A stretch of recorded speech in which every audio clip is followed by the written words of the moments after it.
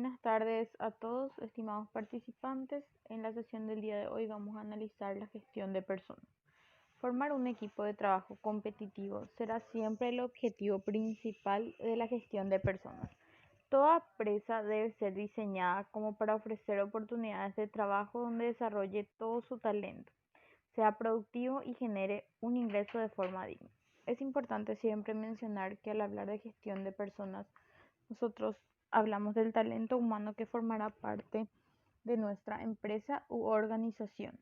Entonces es sumamente importante que esa persona se sienta parte de ese equipo y que también la persona, al sentirse parte de ese equipo, aumente su productividad y genere los ingresos en una forma digna. Es decir, que trabajando honestamente y responsablemente pueda lograr llevar el ingreso diario hasta su hogar o para su familia. En cuanto a la estructura organizativa, para organizar la empresa será fundamental dividir primeramente las funciones que va a ejercer cada uno de los cargos y también deslindar con claridad la responsabilidad de cada una de las personas que van a trabajar dentro de la empresa u organización, ¿sí?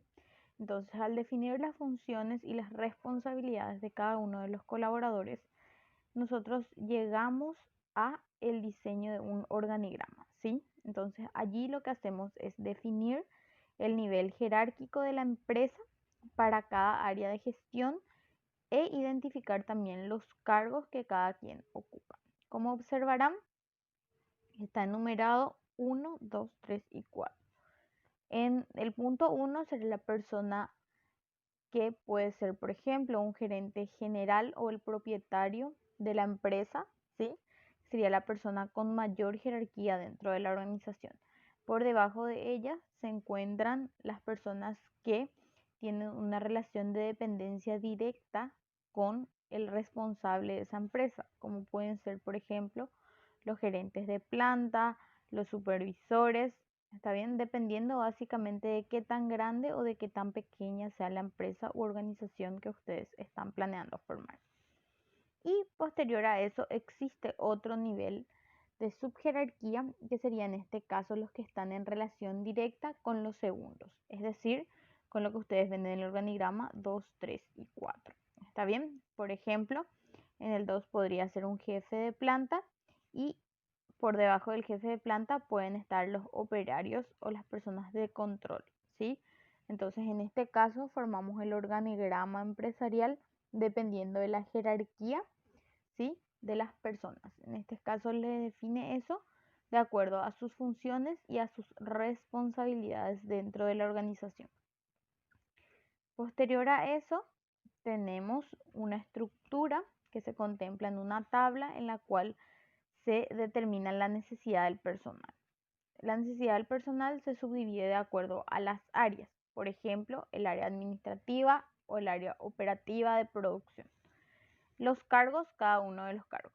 Por ejemplo, dentro de la parte administrativa puede estar el contador de la empresa, el administrador de la empresa, ¿sí? Se identifica cuántos contadores y cuántos administradores existen.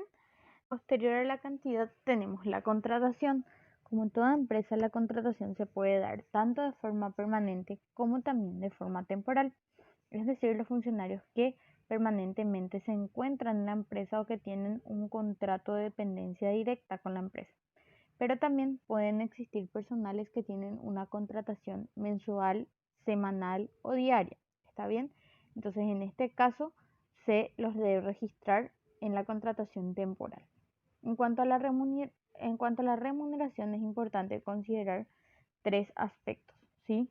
La cuestión salarial, que es la persona que cobra mensualmente. ¿Está bien? O sea, tiene ya un salario mensual. Las comisiones, que pueden ser, por ejemplo, los vendedores, que aparte de un salario tienen una comisión, o hay vendedores que solamente tienen comisión. Y el jornal serían las personas que son contratadas por día. ¿Está bien? Entonces, esos tres aspectos se consideran en cuanto a la remuneración. En cuanto a las principales funciones, se dividen de acuerdo a la gestión, ¿sí? Pueden ser la gestión administrativa, comercial y la gestión operativa. Siempre va a depender de la amplitud de la empresa que ustedes están planeando formar, ¿sí? Puede ser que solamente tenga una gestión administrativa y comercial y que no tenga una parte operativa porque ustedes no llevan a cabo la producción del bien. Entonces eso siempre va a depender del tipo de empresa que ustedes están formando. En cuanto a la gestión administrativa, ¿sí? ¿Cuáles son sus principales funciones? Pueden ser, por ejemplo, la selección del personal, ¿sí? O puede ser también dentro de la gestión administrativa el control y evaluación de cada uno de los funcionarios, ¿sí? En cuanto al sector comercial, las principales funciones son el aumento, por ejemplo, de las ventas en un determinado mes, ¿sí? El comercial también puede ser el servicio de atención al cliente y las características de ese servicio de atención, el relevamiento de datos dentro de la atención al cliente. Y en la parte operativa ya las funciones son, por ejemplo, el aumento de la producción o la producción sostenida o la producción equilibrada, la producción sostenible. También consideramos dentro de la parte operativa quizás el mantenimiento de las maquinarias, por ejemplo. Entonces va a depender mucho del tipo de empresa y de las características de esa empresa.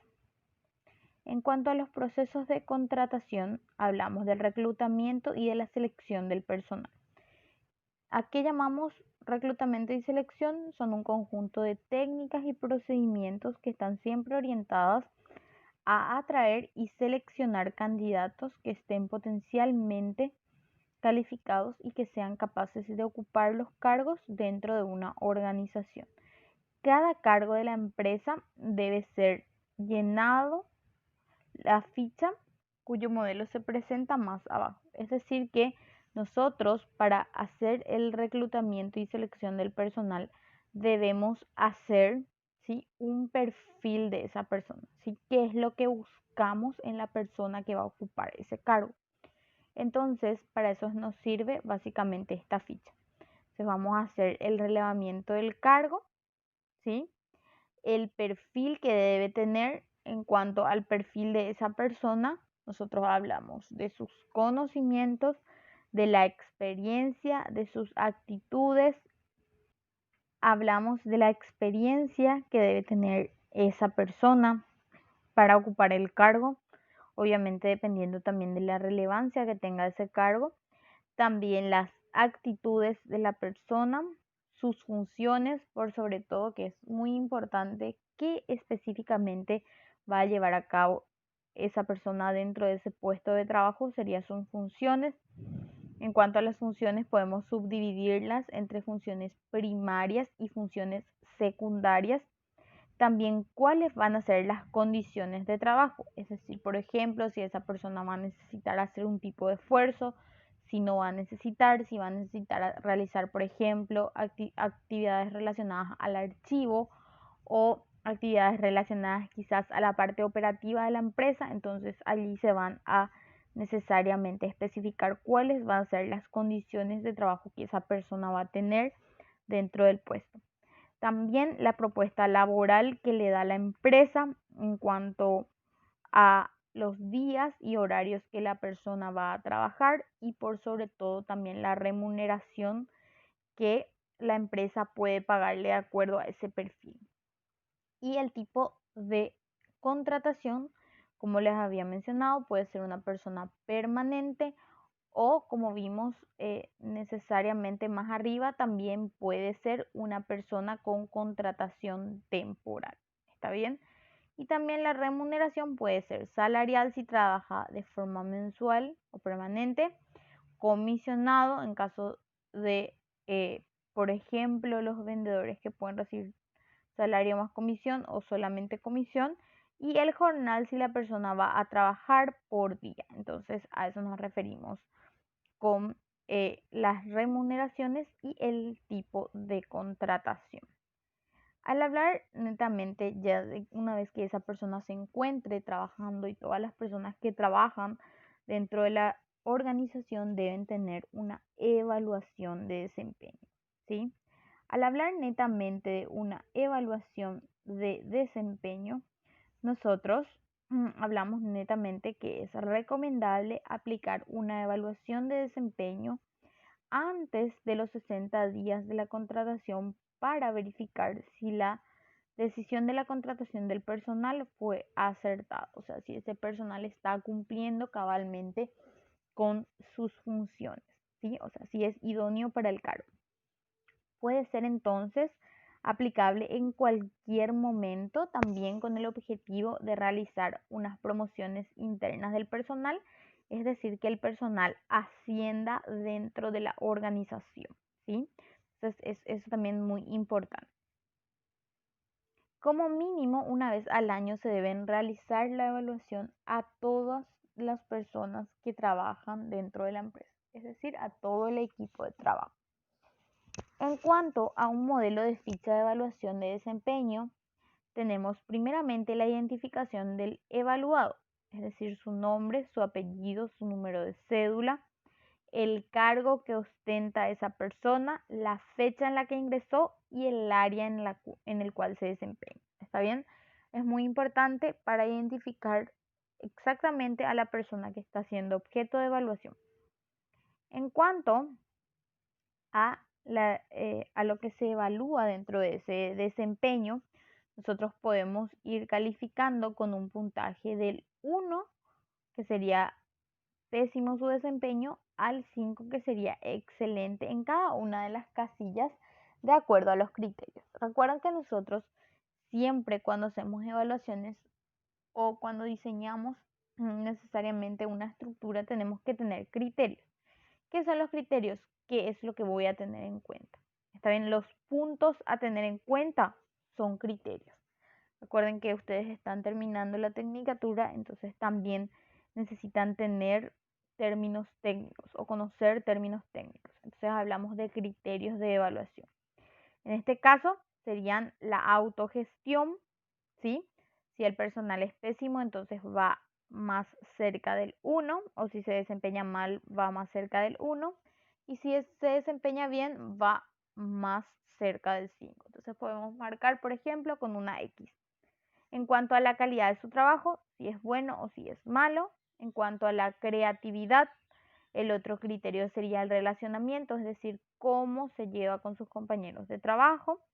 También cómo trabaja en equipo, qué tan asertiva es la comunicación que lleva adelante con sus compañeros y con el equipo en general, si cumple o no con las normas, es decir, el cumplimiento de normas, también la responsabilidad sobre los recursos con los cuales él trabaja o en el ámbito en el que se desempeña, también sus actitudes y la capacidad de aprendizaje que él tiene dentro de su lugar de trabajo. ¿Por qué es importante la capacidad de aprendizaje? Porque hay personas que no quieren capacitarse o que no quieren mejorar. ¿Está bien? Entonces, por eso es tan importante también evaluar o tener el criterio de capacidad de aprendizaje.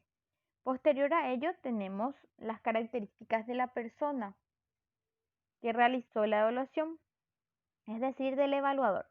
En este caso vamos a redactar el nombre y apellido, el cargo que ostenta, el área en el cual está y el periodo de evaluación.